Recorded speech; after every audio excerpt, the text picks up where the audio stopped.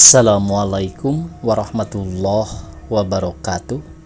Pemirsa di mana saja Anda berada, selamat berjumpa kembali dengan channel YouTube Dongeng Nusantara. Pada kesempatan ini saya Bang Elgi akan melanjutkan Derap Kaki Dendam Hati bagian keempat. Jangan lupa sambil mendengarkan klik tombol like-nya dan silahkan bagikan cerita-cerita dari channel ini ke pemirsa yang lainnya. Terima kasih kepada semua subscriber yang selalu setia mengikuti. Selamat mendengarkan. Sekali ini Jen tidak takut kepergok Owe karena ia sudah tahu menghindarinya. Andai kata bertemu dengan babi hutan, rasanya ia tidak akan kaget lagi. Tubuh Pardi lebih kekar dari Jen dan sifatnya pemberani. Ia sama sekali tidak merasa takut berjalan di hutan. Sebagai anak seorang petani, ia sudah biasa berkelana di tengah hutan dan sudah tahu berbagai macam binatang yang biasa mengagetkan orang. Kedatangan Jen ke Kampung Bunga Raya kali ini tidak lagi disambut dengan curiga oleh penduduk. Mereka sudah mengenal Jen. Masing-masing penduduk menawarkan jasa untuk mengantarkan mereka ke markas TNI. Malah ada yang menawarkan makan dulu di rumahnya sebelum pergi ke markas. Marjuki, komandan pos 3, merasakan sesuatu keanehan dengan datangnya dua orang utusan dari Rantau Parapat. Karena kedatangan itu di luar rencana. Lagi pula yang datang bukan Setiawan. Ada apa, Jen? Setiawan di mana? Tanya Marjuki beruntun dengan nada ramah. Setiawan ditangkap oleh Nepis, Pak, kata Jen langsung melaporkan nasib temannya itu. Marjuki tidak segera memperlihatkan reaksinya atas berita itu. Tapi dengan ramah ia mengajak kedua orang itu masuk ke dalam gubuknya. Dan kali ini Marjuki tidak memisah kedua utusan itu walaupun ia belum mengenal Pardi. Coba ceritakan mengapa Setiawan ditangkap oleh Nepis, kata Marjuki mulai meladeni tamunya. Kami memboikot kedatangan wali negara NST, Pak. Demikian Jen mulai meriwayatkan peristiwanya. Rupanya ada yang mengadukan kepada direktur sekolah bahwa Setiawan yang mengatur pemboikotan itu. Sejak hari Kamis kemarin, Setiawan sudah ditahan oleh Nepis. Pak Agus sudah menghadap kepada kepala Nepis, tetapi Setiawan tidak keluar juga. Coba gambarkan letak kantor Nepis itu, kata Marjuki sambil menyodorkan kertas pada Jen. Jen mengambil kertas itu lalu dengan teliti mengingat-ingat letak kantor itu dan menggambarkannya setepat mungkin. Adakah orang lain yang ditahan di situ? Tanya Marjuki lagi. Banyak, Pak, di sana banyak tahanan-tahanan yang baru masuk. Berapa banyak pengawal yang menjaga? Tanya Marjuki lagi. Kalau malam ada satu peleton, Pak, tapi kalau siang tidak seberapa. Rumah Letnan Karel di sebelah mana? Tanya Marjuki sambil memperhatikan gambar yang dibuat oleh Jen. Jen menunjuk satu titik lalu menerangkan ciri-cirinya. Baiklah, beritahukan kepada Pak Agus supaya ia sabar-sabar saja. Tidak usah khawatir tentang Setiawan, kata Marjuki membujuk kedua pemuda tanggung itu. Apakah Bapak tidak dapat membantu supaya Setiawan cepat keluar? Tanya Jen seperti mendesak. Sudahlah, kamu pulang saja sekarang. Percayalah, Setiawan tidak akan lama ditahan oleh Belanda. Tapi kalian tentu lapar. Mau makan masakan orang gunung? Kelakar Marjuki kepada kedua pemuda anak kota itu. Kami belum sempat sarapan pagi, Pak, karena kami terburu-buru datang kemari, kata Jen. Ayo, makan sekarang, ajak Marjuki sambil membawa mereka ke ruang lain. Kalau makan makanan orang gunung, badan kamu jadi kuat melawan orang Belanda, kata Marjuki mendongengi mereka. Walaupun belum puas dengan jawaban Marjuki, tapi setelah selesai makan, mereka pulang, meninggalkan markas gerilya itu. Begitu sampai di kota, segera mereka menyampaikan kabar kepada Pak Agus Sudarman. Orang tua ini menerima berita itu dengan separuh hati. Sebenarnya ia tahu bahwa ada rencana orang gunung untuk menyerbu rumah penjara, tapi menyerbu kantor Nepis tidak termasuk. Dan lagi risikonya terlalu besar. Namun hati orang tua itu agak reda sedikit karena ternyata banyak juga teman-teman yang bersimpati kepada perjuangannya. Dalam hatinya ia sangat menghargai sikap kedua pemuda tanggung itu yang dengan ikhlas menyediakan diri pergi ke gunung menghubungi pasukan gerilya. Dan akhirnya Agus Sudarman mengelus dada sambil menyerahkan diri ke tangan Tuhan. Jen dan Pardi merasa lega karena bagaimanapun mereka telah berusaha menurut cara mereka untuk membebaskan Setiawan. Membawa rasa lega begini, pagi hari Sabtu, Jen dan Pardi hadir kembali di sekolah. Seolah-olah mereka satu hari tidak hadir karena sakit. Tapi Hayati dan Nurmala tidak dapat menerima alasan yang terlalu dangkal begitu, apalagi jatuh sakit secara bersamaan. "Apa kau tahu bagaimana nasib Setiawan?" tanya Hayati ketika mereka berada di halaman sekolah. "Bagaimana dapat mengetahuinya?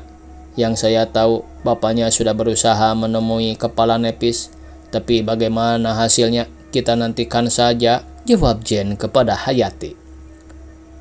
"Saya kira kalian berdua juga akan kena tangkap," kata Nurmala yang menyatakan kekhawatirannya. "Mana kita tahu, tapi kalau Setiawan menyebut nama kalian, tentu Nepis akan menangkap kalian juga," kata Nurmala lebih lanjut. "Setiawan bukan orang semacam itu, Nur. Ia lebih suka hancur lumat daripada menyeret orang lain masuk penjara," kata Zen kepada Nurmala. "Jadi apa usaha kita agar dia dapat lekas keluar?" tanya Hayati. "Setidak-tidaknya kita mendoakannya kepada Tuhan," kata Pardi seperti pasrah. Pemuda-pemudi tanggung itu kelihatan syahdu diliputi duka, garis muka mereka tegang menahan dendam. Malam minggu pada bulan April 1949, Rantau Parapat, kota yang tidak terlalu ramai, makin sepi dirundung suasana perang. Lolongan anjing bagai ratapan malam, tambah mencekam, tambah mencekik, mengkili-kili ulu hati. Militer Belanda menguasai kota itu, tetapi di luarnya pasukan gerilya TNI yang berkuasa. Sekali-sekali gerilyawan TNI iseng juga masuk ke kota dan membuat panik tentara oranye Nassau itu. Sebagian dari perwira Belanda di malam minggu itu pergi ke kisaran klub. Di sana mereka menikmati kesenangan seperti di tanah airnya, berdansa, bercanda, mendengar musik, dan sebagainya. Mereka mempercayakan keamanan Rantau Parapat kepada bawahan mereka dengan pikiran, masa ada hari naas di malam minggu? Mulai pukul 11 malam, kesepian kota Rantau Parapat hampir mencapai puncaknya. Toko-toko sudah tutup, tiada lagi kendaraan yang hilir mudik. Sebagian penduduk telah lelap dalam alunan mimpi. Tapi kesepian itu tiba-tiba mendapat gangguan. Terdengar letusan senjata di bagian utara kota, dekat stasiun kereta api. Membisingkan sekali, kemudian kebisingan itu menjalar ke sekitar rumah penjara. Letusan senjata yang hingar-bingar bersahut-sahutan. Semua penduduk kota terbangun akibat kebisingan ini, lebih lagi karena takut terkena peluru nyasar. Tapi tidak ada yang sangsi di antara penduduk. Mereka mengetahui persis bahwa telah terjadi pertempuran. Rupanya pasukan TNI masuk ke kota lalu melepaskan tembakan-tembakan. Penduduk bukan sekali dua kali mendengar letusan-letusan di tengah malam, biasanya tidak lama, paling-paling setengah jam. Tapi malam ini lain keadaannya. Letusan di bagian utara masih gencar, disambut oleh letusan-letusan lagi yang lebih gencar dari dekat penjara. Sudah hampir 1 jam, namun bunyi letusan semakin menjadi. Berbagai tafsiran yang merangkak dalam benak penduduk, tapi semua merasa cemas. Jangan-jangan peristiwa ini membawa akibat jelek di hari berikutnya. Dalam hati mereka menyala harapan semoga militer Belanda terusir malam itu juga. Sudah terlalu lama mereka tertekan oleh sepatu kolonialisme. Harapan yang menyala di hati mereka mencetus dalam doa khusyuk, memohon kepada Tuhan agar tanah air merdeka, memohon agar anak-anak TNI selamat karena anak-anak TNI juga anak mereka. Agus Sudarman, kepala penjara itu, tahu bahwa rumah penjara sudah diserbu. Ia juga dapat menaksir bahwa letusan-letusan di bagian utara itu sangat dekat ke kantor Nepis. Ya Allah, semoga anakku Setiawan selamat. Ya Allah, semoga anak-anak TNI selamat. Demikian ia memanjatkan doa sementara telinganya masih mendengar letusan-letusan. Kini Letnan Karel dapat merasakan bagaimana nanti nasibnya kalau suka gagah-gagahan saja. Ia menggumam dalam hati. Semua orang penjara pasti lepas malam ini, dan kalau ada pengusutan, aku bukanlah orangnya yang bertanggung jawab. Mereka boleh menuntut Kopral Jensen sebagai kepala pengawal. Begitu Agus Sudarman mempersiapkan jawaban kalau nanti ia ditanyai. Setiawan yang sedang tidur lelap malam itu terbangun kaget karena dentuman-dentuman yang sangat dekat ke ruang tahanannya. Tidak segera dapat ia sadari bahwa yang menembaki komplek tahanan adalah orang-orang gunung. "Ada apa?" tanya Setiawan kepada temannya satu sel. "Mungkin tentara kita menyerbu kota, siap-siap saja," nasihat seorang yang berperawakan tegap kepada Setiawan dan orang-orang lainnya.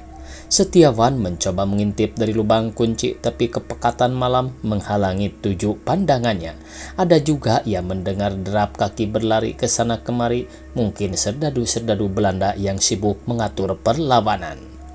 Dentuman-dentuman itu terkadang berhenti sejenak, lalu menyusul lagi dentuman-dentuman beruntun.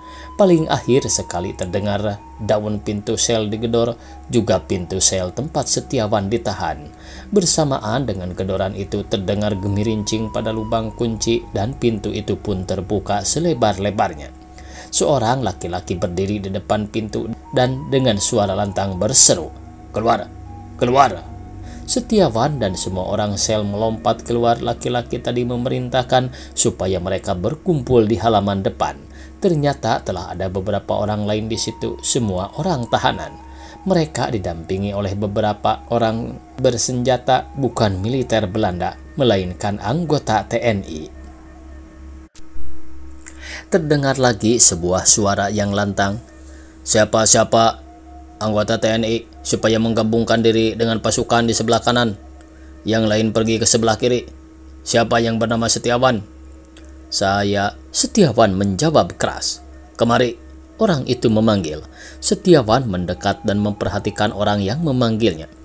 "Kau ikut kami saja. Besok kami antar ke rumahmu." Suara itu semakin jelas dikenal Setiawan. "Pak Marjuki." Setiawan merangkul orang yang dari tadi memberi komando itu. Walaupun terlalu sibuk, Marjuki sempat juga mengelus kepala Setiawan dengan penuh kasih sayang. Sebelum fajar menyingsing, pasukan TNI anak buah Kapten Manap itu telah menarik dari kota Rantau Parapat. Semua orang tahanan baik dari rumah penjara maupun dari kantor Nepis telah dikeluarkan. Selain itu, anak-anak gerilya berhasil merampas 60 pucuk senjata yang malam itu juga segera dibagi-bagikan kepada anggota-anggota TNI bekas tawanan itu. Kapten Kamarudin, salah seorang dari mereka, segera memimpin anak-anak TNI yang baru bebas itu dengan menggunakan senjata rampasan. Betapa marahnya Kapten Mas, komandan batalion yang bertanggung jawab di Rantau Parapat, setelah menerima laporan tentang penyerbuan kantor Nepis dan rumah penjara itu. Sangat memalukan," begitu ia memarahi wakilnya. Sebenarnya ia sendiri merasakan bahwa kesalahan sebenarnya ada pada dirinya. Mengapa malam itu ia tidak berada di pos? Tetapi sebagaimana kebiasaan orang yang mengetahui kesalahannya, namun tidak mau disalahkan, maka Kapten Mas melakukan tindakan-tindakan overacting dengan kekejaman sebagai lampiasannya. Minggu siang itu, Kapten Mas melakukan inspeksi ke tempat-tempat terjadinya pertempuran. Kantor Nepis ternyata mengalami banyak kerusakan. Dari tempat ini saja, Belanda kehilangan 40 buah senjata. Rumah penjara tidak mengalami kerusakan yang terlalu berat. Hanya pintu depan yang rubuh kena tembakan mortir dan hanya 20 senjata yang hilang dari penjara. Kopral Jensen dan Agus Sudarman dibawa oleh Kapten Mas untuk mengadakan pembicaraan di ruang kantor penjara. "Kami terpaksa mundur, Kekuatan musuh jauh lebih besar." Demikian Kopral Jensen membela diri atas pertanyaan Kapten Mas. "Kenapa kamu tidak minta bantuan, Tanya Kapten Mas yang kelihatan jengkel. "Kabel telepon telah putus. Bagaimana dapat minta bantuan?" jawab Jensen untuk menjelaskan suasana malam itu. "Saya mencium ada pengkhianatan, kata Kapten Mas sambil matanya melirik Agus Sudarman. Walaupun tidak langsung menuduh, tapi Agus Sudarman merasa seakan rahasianya telah diketahui oleh Kapten Mas. Ia tak sanggup menopengi wajahnya dengan sikap masa bodoh karena getaran yang menyentuh hatinya turut membias di air mukanya. Perubahan pada air muka ini tertangkap oleh Kapten Mas lalu menguatkan kecurigaannya tentang adanya pengkhianatan. Sore itu juga sejumlah anggota polisi militer Belanda atas perintah Kapten Mas menggerebek rumah Agus Sudarman. Seluruh rumah digeledah. Agus Sudarman, kepala penjara itu, merasa dirinya terancam. Ia paham benar apa arti penggeledahan setelah terjadinya suatu serangan musuh. Ketabahannya menjadi sangat goncang menghadapi polisi militer Belanda yang melakukan penggeledahan secara kasar dan mengancam. Sebuah ransel usang yang ditemukan oleh polisi militer di rumah Agus Sudarman dijadikan alasan untuk menuduh kepala penjara itu bahwa ada hubungannya dengan pasukan gunung. Karena itu, pemeriksaan dilakukan lebih teliti, sedang penjagaan lebih keras dilakukan terhadap dirinya. 2 orang serdadu tetap mengacungkan senjata kepadanya, sementara yang lain-lain meneruskan penggeledahan. Perlakuan kasar dan keras ini membangkitkan amarah laki-laki setengah tua itu. Ia begitu yakin jabatan resminya tidak mampu membentengi dirinya dari penangkapan. Ia pun tahu apa arti penangkapan bila disertai tuduhan pengkhianat. Dalam benaknya kini sedang memuncak sebuah tekad. Bila sekali ini ia terhindar dari penangkapan, maka untuk selamanya ia tidak akan ditangkap oleh Belanda, sebab hatinya sudah bulat untuk bergabung dengan pasukan TNI di gunung. Diam-diam Agus Sudarman menakar kekuatannya terhadap kedua serdadu yang menodongkan senjata itu. Ia masih ingat, dulu selagi muda ia pun senang mengadu kekuatan berkelahi. Kini pun ia yakin tidaklah terlalu sulit menumbangkan kedua serdadu itu sekaligus. Dengan membanding-banding itu timbul darah pemberaninya, lalu secepat kilat ia terjang serdadu yang berdiri di depannya. Dengan secepat itu pula memutar arah menghantam serdadu yang di samping kirinya. Kedua serdadu pengawal ini roboh, tak sempat memetik pelatuk senjatanya. Agus Sudarman siap untuk lari, tapi matanya yang sempat melihat senjata yang terletak di lantai menarik perhatiannya agar pergi ke hutan membawa senjata rampasan. Ia berhenti sejenak memungut senjata itu, dan pada waktu itu sebuah peluru yang ditembakkan oleh serdadu yang muncul dari belakang menembus tubuhnya. Ia roboh saat itu juga, darah memancur berbusa-busa. Agus Sudarman, kepala penjara itu, gugur ditembak oleh Belanda di rumahnya sendiri. Gugur sebagai patriot bangsa, sebagai orang Republikan. Penggeledahan terhadap rumah Agus Sudarman tidak diteruskan lagi. Serdadu-serdadu polisi militer itu kembali ke posnya, meninggalkan Agus Sudarman yang telah mati. Mereka tidak saja melapor tentang hasil penggeledahan, tapi juga tentang tertembaknya kepala penjara yang mau melawan serdadu kerajaan itu. Laporan anak buahnya ini sedikit menyenangkan Kapten Mas, sebab sedikit banyaknya kini telah ada suatu balasan terhadap kekalahan pada malam hari sebelumnya. Ia sendiri dapat menyusun laporan kepada atasannya bahwa terjadinya penyerbuan dan lenyapnya orang-orang tahanan bukanlah karena kelalaian pengawal, melainkan karena adanya pengkhianatan. Dan pengkhianat itu tidak lain adalah kepala penjara sendiri. Laporan ini bolehlah melegakan hatinya sebagai jaminan reputasinya selaku komandan batalion. Tapi bagaimana getirnya perasaan yang menghimpit hati Setiawan ketika malam itu ia pulang ke rumah, menemukan bapaknya yang telah mati ditembak Belanda. Ia yang sejak satu malam ingin menggembirakan hati orang tuanya dengan bakal hadirnya ia malam itu di tengah-tengah keluarga dengan selamat lepas dari tahanan. Tapi kini orang kepada siapa ia ingin memberikan kegembiraan itu telah tidak ada. Alangkah sedihnya kematian bapaknya adalah demi keluarnya ia dari tahanan. Waktunya habis pemirsa, dicukupkan sekian. Semoga esok kita bisa berjumpa kembali. Billahi taufiq wal hidayah. Wassalamualaikum warahmatullahi wabarakatuh.